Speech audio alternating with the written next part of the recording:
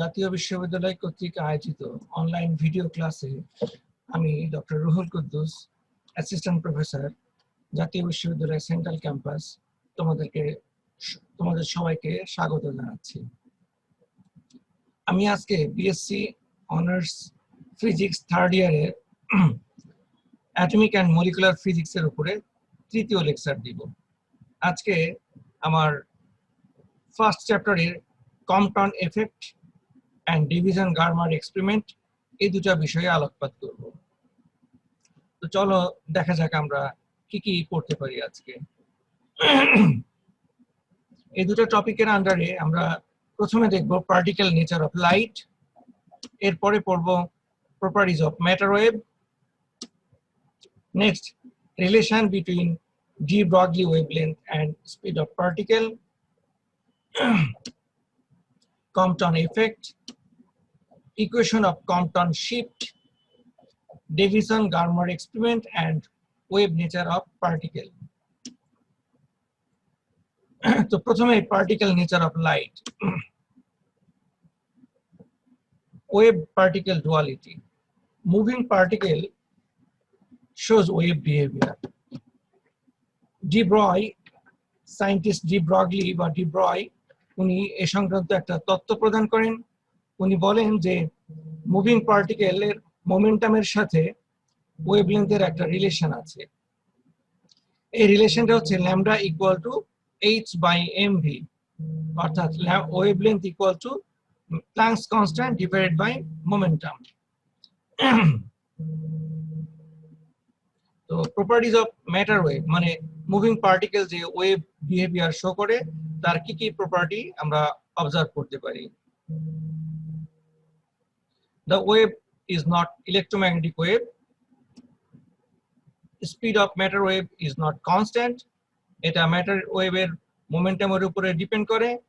Wavelength of moving particle lambda, যেখানে lambda equal to h by momentum. Speed of matter wave is greater than speed of light wave. এটা আমরা পরে equation দিয়ে দেখাবো যে এটা হতে পারে।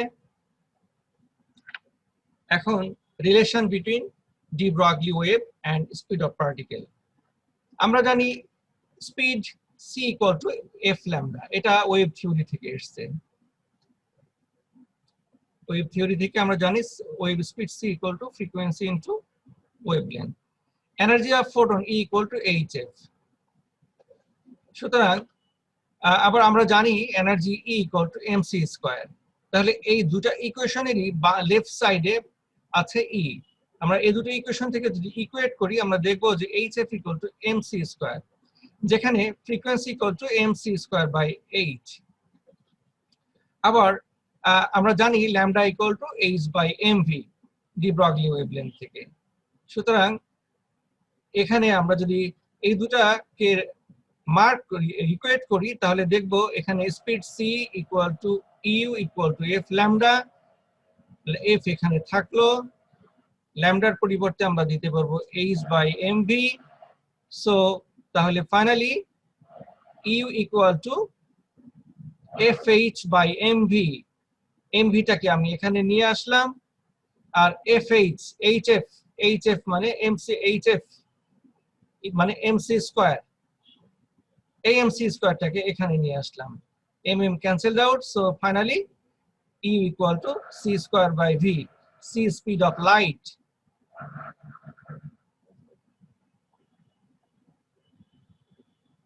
আর v speed of particle, speed of particle. তাহলে আমাদের ফাইনালি কি হলো, ইউটা কি, এটা হলো wave velocity, wave velocity of wave produced due to moving particle. আমরা সব সময় জানি যে speed of light greater than speed of particle, তার মানে speed of wave due to moving particle could be greater than speed of light.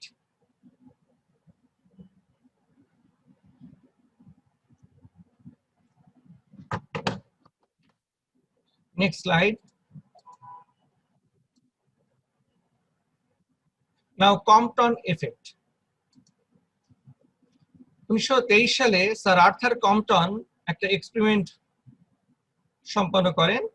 সেখানে তিনি পার্টিকেলের momentum change এবং এনার্জি চেঞ্জ এগুলা স্টাডি করেন।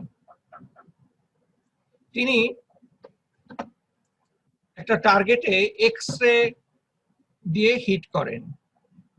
ইনসিডেন্ট এক্স রে দিয়ে একটা টার্গেটে হিট করার পরে সেই X ray incident X ray wavelength এবং যে স্ক্যাটার্ড এক্স রে ওয়েভলেন্থ এই দুটার মধ্যে রিলেশনশিপ ডেভেলপ করেন।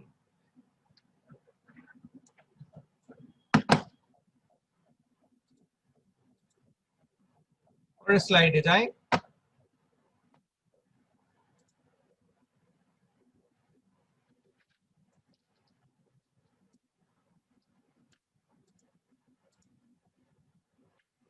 এখানে এই স্লাইডে আমরা দেখতে পাচ্ছি যে একটা X ray machine, X ray source থেকে একটা ইনসিডেন্ট এক্স রে, এটা হলো সিঙ্গেল স্লিট যেখান থেকে ন্যারো বিম পাস করা হচ্ছে, সেখান দিয়ে টার্গেটে এক্স রে হিট করছে। এক্স রে হিট করার পরে স্ক্যাটার্ড এক্স এর ওয়েভলেন্থ ল্যামডা প্রাইম আর ইনসিডেন্ট ওয়েভলেন্থ ল্যামডা, এই দুটা এই স্ক্যাটার্ড ওয়েভটা অরিজিনাল ডিরেকশন থেকে 5 ডিগ্রি স্ক্যাটার্ড হয় এবং এই স্ক্যাটার্ড এক্স রে একটা এক্স রে ডিটেক্টর দিয়ে ডিটেক্ট করা হয়।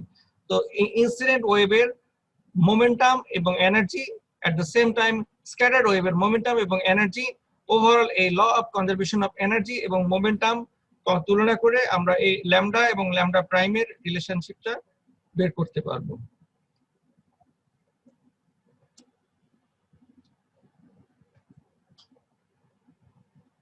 এখানে একটা পয়েন্ট মেনশন করা দরকার। অবজারভেশনে দেখা গেছে যে wavelength, scattered wavelength becomes greater than incident wavelength, অর্থাৎ স্ক্যাটার্ড ওয়েভলেন্থ গ্রেটার হওয়ার অর্থ হচ্ছে তার ফ্রিকোয়েন্সি ডিক্রিজ করবে। তাহলে এই ল্যামডা প্রাইম অর্থাৎ স্ক্যাটার্ড ওয়েভের এক্স রে ওয়েভলেন্থ এবং ইনসিডেন্ট ওয়েভের ওয়েভলেন্থের মধ্যে একটা ডিফারেন্স আসবে।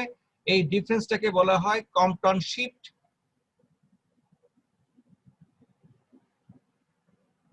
Delta lambda. Delta lambda equal two lambda prime minus lambda, যেটাকে পরবর্তীতে ইকুয়েশন ড্রাইভ করা হয়েছে যে এই যে ডেল্টা ল্যামডা এটা এই স্ক্যাটার্ড অ্যাঙ্গেল কস ফাই এর উপরে ডিপেন্ড করে। এম ই হচ্ছে রেস্ট মাস অফ ইলেকট্রন আর সি স্পিড অফ লাইট, এই Max Planck's constant. Now Compton effect and photon model.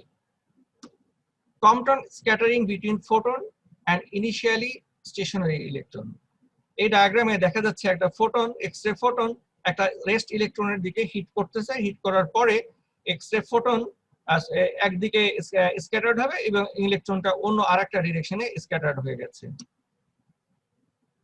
এখন কনজারভেশন অফ মোমেন্টাম থিওরি যদি অ্যাপ্লাই করা হয় তাহলে আমরা দেখব যে পি হচ্ছে initial momentum of the X ray photon, PF হচ্ছে final momentum of the X ray photon এবং ইলেকট্রনের মোমেন্টামটা হচ্ছে এটা। তাহলে এখান থেকে আমরা যদি ভেক্টর অ্যাডিশন করি তাহলে আমরা দেখব যে initial momentum of the incident x ray photon is equal to final momentum of the X ray photon plus momentum of the electron. সেটা এই ভেক্টর ডায়াগ্রাম দিয়ে এক্সপ্লেইন করা হয়েছে। এবং আমরা যদি এই ইলেকট্রনের মোমেন্টাম ক্যালকুলেশন করতে পারি চাই তাহলে আমরা কোসাইন রুল ইউজ করে দেখব এই ইকুয়েশনটা পাবো, অর্থাৎ ইলেকট্রনের momentum square equal two final momentum of the X ray photon plus initial momentum of the X ray photon minus 2 pf pi into cos phi. Relativistic expressions for energy and momentum. আমরা normally জানি যে nuclear physics থেকে E equal to mc square, কিন্তু যখন কোনো particle high স্পিডে travel করে তখন তার এনার্জি রিলেটিভিস্টিক এনার্জি আসে E equal to mc square divided by square root of 1 minus v square by c square. Similarly মোমেন্টামও রিলেটিভিস্টিক মোমেন্টামও আসে p equal to mv divided by square root of 1 minus v square by c square, যেখানে v হচ্ছে পার্টিকেলের speed আর c হচ্ছে speed of the light. particular speed আর c speed of light.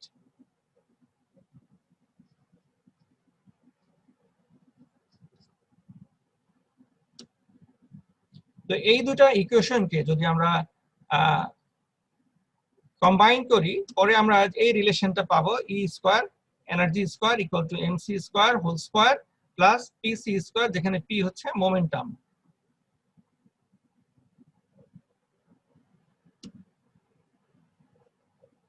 এখন আমরা এই Compton scattering conservation of energy rule apply করে দেখব যে initial energy of X ray photon, যেখানে এক্স রে ফোটন হাই স্পিডে ট্রাভেল করে, সেটা হবে final energy of X ray photon এবং ইলেকট্রনের এনার্জি। আমি আবার এক্সপ্লেইন করি, initial energy of X ray photon, এখানে যদি আমরা রেস্ট পার্টিকেল ধরি এই ইলেকট্রন, তাহলে তার এনার্জি হবে 0, কিন্তু total energy of the electron will be finally initial energy of X-ray photon, final energy of minus final energy of X-ray photon plus ইলেকট্রনের যদি কোনো ইনিশিয়াল এনার্জি থাকে সেটা। তাহলে এখানে একটা রিলেশন আসছে আমাদের এখান থেকে, সেটা হলো এই ইলেকট্রনের এনার্জি টার্মটাকে যদি আমরা স্কয়ার করি, তাহলে আমরা পাবো ME mass of electron C square whole square plus PE momentum of electron C whole square equal to এই টার্মটার স্কয়ার, বিকজ এটা হচ্ছে অলরেডি আমরা পেয়ে গেছি।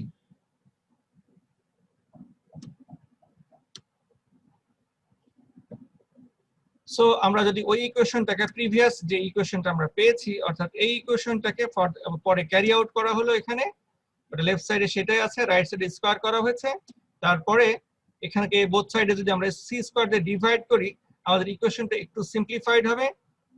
অর্থাৎ এই স্কয়ারের কারণে এখানে আমরা সি স্কয়ার দিয়ে ডিভাইড করলাম, এই সি স্কয়ার ক্যান্সেল হবে।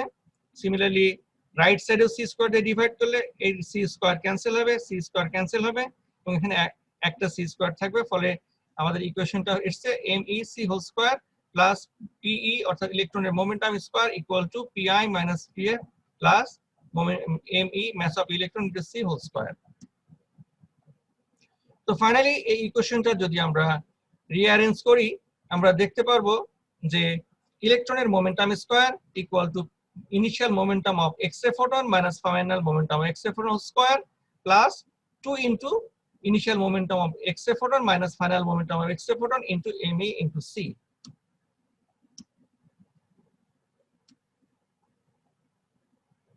ওই ইকুয়েশনটাই এখানে আবার লেখা হয়েছে।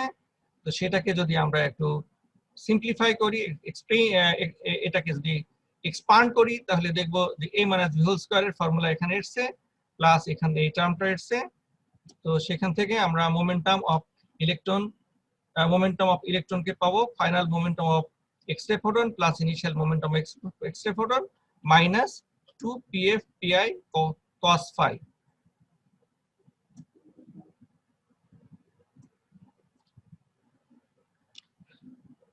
এখন এই যে ইলেকট্রনের যে মোমেন্টাম পিই স্কয়ার, এটা আমরা এখানে আগে একবার বের করেছি। তাহলে এটার সাথে এই ইকুয়েশনের সাথে যদি এখন এই ইকুয়েশনটাকে আমরা সেট করি, তাহলে দেখব P I square plus P F square minus 2 P I P F plus 2 P I minus P F into M in C equal to P F square plus P I square minus 2 P F P I into cos phi। P F হচ্ছে final momentum of X-ray photon আর P I initial momentum of X-ray photon. তো এগুলা যদি আমরা left side right সাইডে rearrange করে এটা simplify করি, তাহলে আমরা ফাইনালি এই ইকুয়েশনে আমরা রিচ করব, যেখানে -1 plus P I minus P F into M E C divide by P I into F P F equal to minus cos phi। So এখন যদি এটাকে আমরা বোথ সাইডে সিম্পলিফাই করি, এটাকে আমি রাইট সাইডে নিয়ে গেলাম, আর এটাকে P I into M E into C, সেটাকে পিআই পিএফ দিয়ে ডিভাইড করলে M C by P F minus M C by P I equal to this equation. এটার সাথে এখন আমরা ওয়েভলেন্থকে লিংক আপ করব। তো এমসি তাকে কমন নিয়ে রাইট সাইডে নিয়ে যাওয়া হয়েছে,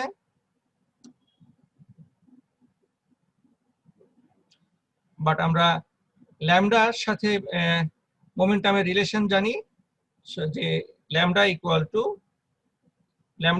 টু এইচ বাই পি, অর্থাৎ P equal to H by lambda. সেই কনসেপ্টে অ্যাপ্লাই করার পরে আমরা এখানে ল্যামডার সাথে p এর রিলেশন পাই lambda prime minus lambda equal to h by mc into 1 minus cos phi। এখানে ডিটেইল এক্সপানশনটা দেখানো হয়নি। তাহলে দেখা যাচ্ছে যে ল্যামডা প্রাইম হচ্ছে ফাইনাল মোমেন্টামের করসপন্ডিং ওয়েভলেন্থ, আর ল্যামডা হচ্ছে wavelength corresponding for the initial momentum, এবং এই দুইটা ডিফারেন্স হচ্ছে ল্যামডা ডেল্টা ল্যামডা অর্থাৎ কম্পটন শিফট, সেটা হচ্ছে h by mc into 1 minus cos phi. So change in wavelength is entirely explained by the photon electron scattering model, and the delta lambda depends on cos phi অর্থাৎ scattering angle এর উপরে depend করে। Scattering angle maximum angle হতে পারে 180 degree, এবং cos 180 degree এর value আসে আমাদের -1। তাহলে এখানে একটা মাইনাস অলরেডি আছে আর একটা -1, তাহলে ওভারঅল হবে 2। তাহলে 2 ডেল্টা ল্যামডা হবে, ম্যাক্সিমাম ডেল্টা ল্যামডা হবে 2h by mc। h by mc is known as the Compton wavelength of the electron. Compton effect only observed for short wavelength radiation like X-rays and gamma rays, এবং Compton scattering এক্সপেরিমেন্টটা যদি আমরা graphically analysis করি তাহলে আমরা দেখব যে একটা single wavelength like 71.1 পিকোমিটারের এক্সরে যদি ইনসিডেন্ট করা হয়, তাহলে তার যে scattered x-ray contain a range of wavelength with two prominent intensity. সেটা কি এখানে সেটা এই গ্রাফিক্যালি দেখানো হয়েছে। One peak will be centered about the incident wavelength. Wavelength যে ডিরেকশনে গেছে সেই ডিরেকশনে একটা prominent peak থাকবে। Other wavelength is longer than lambda by an amount delta lambda, which is called Compton shift, যেটা একটু আগে আমি বলেছি। তাহলে এই ডায়াগ্রামে দেখা যাচ্ছে যে যদি স্ক্যাটারিং অ্যাঙ্গেল 0 হয় অর্থাৎ ইনিশিয়াল ডিরেকশনে একটা প্রমিনেন্ট পিক পাওয়া যাবে, 45 ডিগ্রিতে দুটা খুব ক্লোজ পিক পাওয়া যাবে, 90 ডিগ্রিতে ফার্স্ট পিকটা খুবই লো হবে আর সেকেন্ড পিকটা হাই হবে, এবং 135 ডিগ্রিতে আবারও দুটা প্রমিনেন্ট পিক পাওয়া যাবে, এবং এই প্রমিনেন্ট পিক দুটা কমপ্লিটলি বা সিগনিফিকেন্টলি ডিস্টিংগুইশেবল। এখানে যেমন ডেল্টা ল্যামডাটা শর্ট, এখানে ডেল্টা ল্যামডাটা হবে লঙ্গার। তো ডেভিসন এবং গার্মার এক্সপেরিমেন্টের পরবর্তী টপিক, এই টপিকে আমরা মেইনলি ডিসকাস করব wave nature of electron. Wave nature of electron অর্থাৎ মুভিং ইলেকট্রন এর যে ওয়েভ নেচার শো করে সেটা ডেভিসন এবং গার্মার এক্সপেরিমেন্ট দিয়ে আমরা প্রুফ করব। ডেভিসন এবং গার্মার একটা ভ্যাকুয়াম টিউব ডেভেলপ করেন, এবং ওই টিউবের মধ্যে অ্যাক্সিলারেটেড ইলেকট্রনকে নিকেলের সাথে কোলাইড করেন। সেটা এক্সপেরিমেন্টাল অ্যারেঞ্জমেন্টটা ডেভিসন এবং গার্মার যে এক্সপেরিমেন্টটা করেছিলেন সেটার এক্সপেরিমেন্টাল অ্যারেঞ্জমেন্টটা এখানে ডিটেইল দেওয়া আছে। এটা একটা ফিলামেন্ট, এই ফিলামেন্ট থেকে লো ভোল্টেজ অ্যাপ্লাই করে এখান থেকে ইলেকট্রনকে রিলিজ করা হয়। এরপরে আছে অ্যানোড, অ্যানোড দিয়ে ইলেকট্রনকে অ্যাক্সিলারেট করানো হয়। সেই অ্যাক্সিলারেটেড ইলেকট্রনগুলোকে পরবর্তীতে এখানে নিকেল ক্রিস্টালের সাথে হিট করা হয়, করানোর পরে তারপরে একটা ডিটেক্টর দিয়ে স্ক্যাটার্ড ইলেকট্রন অথবা স্ক্যাটারিং এর পরে কি হয় সেটা এই ডিটেক্টর দিয়ে রেকর্ড করা হয়। সেই তথ্যগুলোই এখানে এক্সপেরিমেন্টে ডিটেইল ডিসকাস করা হয়েছে। প্রথমে বলা হচ্ছে দ্য ইলেকট্রন গান emits electron which were again be accelerated by to a particular velocity. These emitted electrons were made to pass through fine holes, thus producing a fine collimated beam.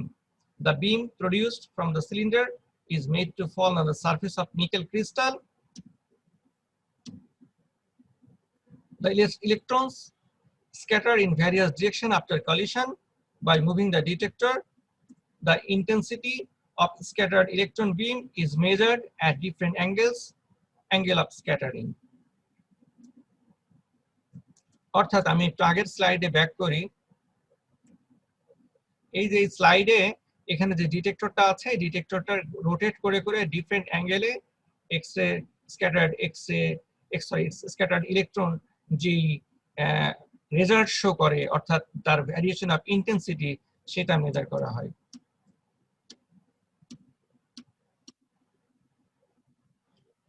So Davidson গার্মার experiment থেকে কি কি observation আসে?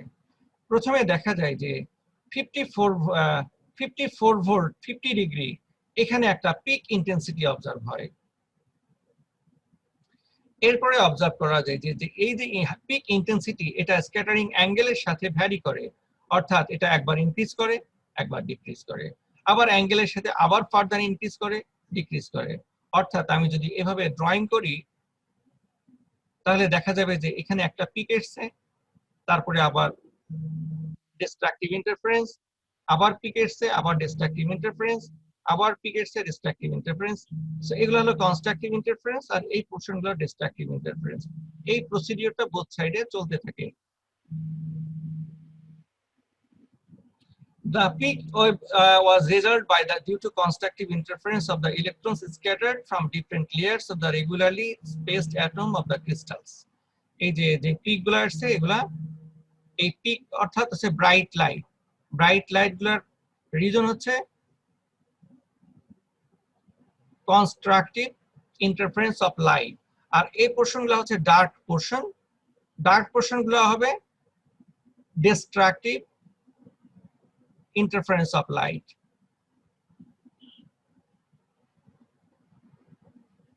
এখন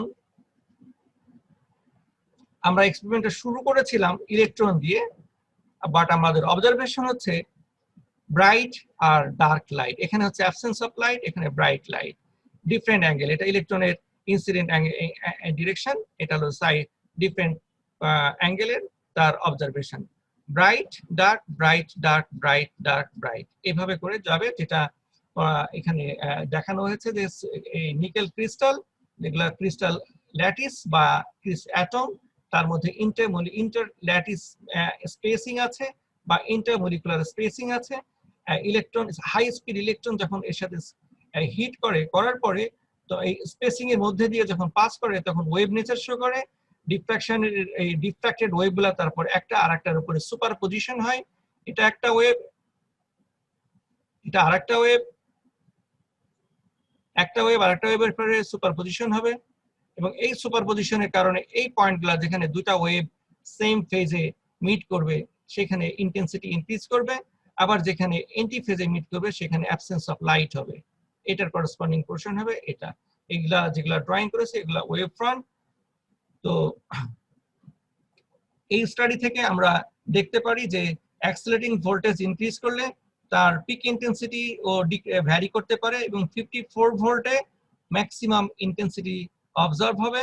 এবং এই যে observation, যেটাকে constructive interference বা ডিস্ট্রাকটিভ ইন্টারফারেন্স বলা হয়েছে, সেটা D sine theta equal to N lambda, এই ইকুয়েশন ইউজ করে ল্যামডার ভ্যালু ক্যালকুলেশন করা যেতে পারে, যেটা পরের স্লাইডে ডিসকাস করা হয়েছে। সেটা হলো 2d sin theta equal to n lambda, যেখানে d is the lattice spacing। Previous স্লাইডে যাই। হ্যাঁ, ল্যাটিস স্পেসিং, তো একটা ক্রিস্টালের একটা অ্যাটম থেকে আরেকটা অ্যাটম বা ল্যাটিসের স্পেসিং হচ্ছে d। সেখান থেকে যখন অ্যাক্সিলারেটেড ইলেকট্রন পাস করবে তখন ডিফ্র্যাক্ট করবে, এবং এই ডিফ্র্যাক্টেড ওয়েভগুলো পরে ওভারল্যাপ করবে, করার পরে ইন্টারফারেন্স হবে। সেই ইন্টারফারেন্সের রিলেশন ইউজ করে আমরা ল্যামডার ভ্যালু পেয়েছি 0.167 ন্যানোমিটার। আবার আমরা পার্টিকেল থিওরি থেকে জানি যে lambda equal to H by P, অর্থাৎ মোমেন্টাম, বাট মোমেন্টামের সাথে কাইনেটিক এনার্জি রিলেশন যদি ডেভেলপ করি তাহলে আমরা ফাইনালি পাই lambda equal to square root of 2me, where e is the kinetic energy e equal to half mv square আমরা জানি। আবার সেই সাথে সাথে এনার্জিকে আমরা চার্জ অফ ইলেকট্রন ইনটু এর পোটেনশিয়াল ডিফারেন্স বা ইভি দিয়েও এক্সপ্রেস করতে পারি। তাহলে এই energy equal to E V, where v is 55 volt এবং charge of electron equal to 1.6 into 10 to the power -19 coulomb, এগুলা যদি ইউজ করি তাহলে আমরা ল্যামডার সলিউশন পাবো 0.167 ন্যানোমিটার। অর্থাৎ এখান থেকে ওয়েভ নেচার ইউজ করে আমরা ল্যামডার সলিউশন পাইলাম 0.167 ন্যানোমিটার, আর পার্টিকেল নেচার শো করেও আমরা পাইলাম 0.167 ন্যানোমিটার। তাহলে আমরা দেখতে পাচ্ছি যে ইলেকট্রন কখনো পার্টিকেল বিহেভ করতেছে, আবার কখনো ওয়েভ বিহেভ করতেছে যখন এটা হাই স্পিডে ট্রাভেল করে। সেটা peak or high intensity is due to constructive interference of light. Interference is a wave behavior. Accelerated electrons show wave behavior. Thus, Davison and Garmer experiment confirms wave nature of electron of de Broglie, and the de Broglie relation are confirmed by Davison and Garmer experiment. তাহলে Davidson and গার্মার experiment থেকে আমরা দুটো জিনিস prove করতে পারলাম, একটা হচ্ছে wave nature of electron আর একটা de Broglie relation lambda equal two h/p।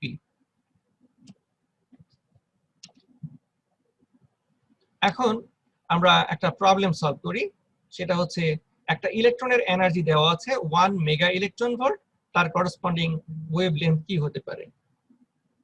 আমরা মাস অফ ইলেকট্রন জানি 9.1 × 10⁻31 কেজি এবং Max Planck constant h = 6.6 × 10⁻34 joule second. Charge of electron দেওয়া আছে, তাহলে ল্যামডার ভ্যালু কিভাবে বের করব। এই ভ্যালুগুলো এখানে যদি ইউজ করা হয় তাহলে আমরা দেখতে পারবো 2 into mass of electron 9.1 into 10⁻31 into energy হবে ev mega electron volt. 1 mega electron volt মানে 10⁶ ইলেকট্রন ভোল্ট। এই ইলেকট্রন ভোল্টকে এরপরে আমি জুলসে কনভার্ট করব, 1.6 into 10⁻19 জুল পার ev। তো এই ইকুয়েশনটা সলভ করলে আমরা ফাইনালি ল্যামডা ক্যালকুলেশন করতে পারবো।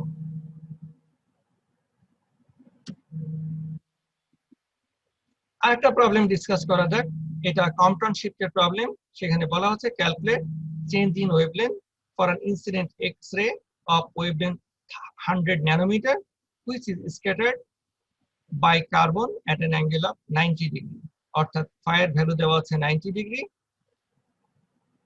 এইচ এর ভ্যালু, স্পিড এগুলো আগে দেওয়া আছে, আর এম হচ্ছে মাস অফ রেস্ট ইলেকট্রন। সেখান থেকে আমরা ডেল্টা ল্যামডা ক্যালকুলেশন করব। সো ডেল্টা ল্যামডা হবে 6.6 into 10⁻34 joule second divided by mass of electron 9.1 into 10⁻31 c 3 into 10⁸ into 1 minus cos 90। এখন আমরা জানি cos 90 সমান 1, সো তাহলে এটা দাঁড়াচ্ছে হচ্ছে 6.6 into 10⁻34 divided by 9.1 into 10⁻31 into 3 into 10⁸ into 1 minus 0 because cos 90 equal to 0। So এখান থেকে সলভ করে আমরা ফাইনালি ডেল্টা ল্যামডার একটা ভ্যালু পাবো। অর্থাৎ এখান থেকে এটা ক্লিয়ারলি বোঝা যাচ্ছে যে এক্স-রে যখন কোনো পার্টিকেলে অ্যাটমে হিট করে, তখন ওই অ্যাটম এ হিট করার পরে সেখান থেকে স্ক্যাটার্ড হয়। স্ক্যাটার্ড হওয়ার পরে যে এক্স-রে ফোটন, তার ওয়েভলেন্থ আর ইনসিডেন্ট ফোটনের ওয়েভলেন্থ সেম থাকে না এবং তার মধ্যে একটা ডিফারেন্স আসে। আমি এই স্লাইডগুলা প্রডিউস করার জন্য নিম্নলিখিত বইগুলা ব্যবহার করেছি। তোমরা যদি ফার্দার স্টাডি করতে চাও তাহলে concept of modern physics by Arthur Beiser, atomic and nuclear physics by N Subrahmanyam and Brijlal, এই বইগুলা পড়তে পারো।